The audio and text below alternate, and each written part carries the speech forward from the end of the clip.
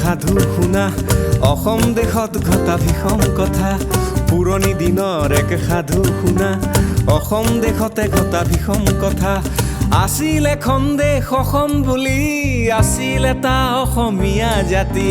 15 বছৰীয়া এজন ৰজা কাহানিও নুবুজিলে প্ৰজাৰ ব্যথা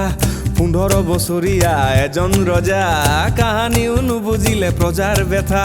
সেইজন ৰজাৰ এক চতুৰ মন্ত্ৰী দেশখন কৰিছিলে মৰিশালী প্ৰজাৰ ভঁৰাল কুৰুকি তেওঁই দেশৰ প্ৰতাপী মন্ত্ৰী প্ৰজাৰ ভঁৰাল কুৰুকি তেওঁই দেশৰ প্ৰতাপী মন্ত্ৰী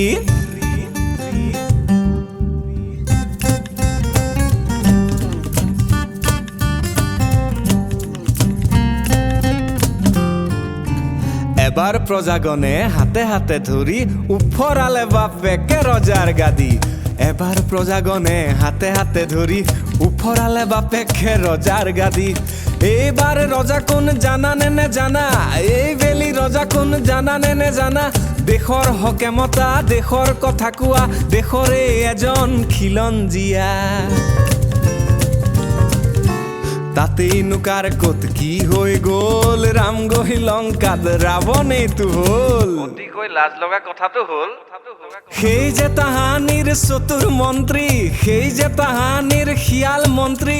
নতুন ৰজাৰ ৰাজসভাত মন্ত্ৰী হ'ল তেল তুল দি ল'ৰা ৰজাৰ শাসন চলিল চাবি দিয়া পুতলাৰ ভাষণ বাঢ়িল ল'ৰা ৰজাৰ শাসন চলিল চাবি দিয়া পুতলাৰ ভাষণ বাঢ়িল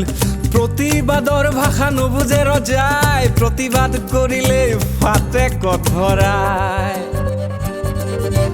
নিজৰে মজিয়াত নাছিল পীৰা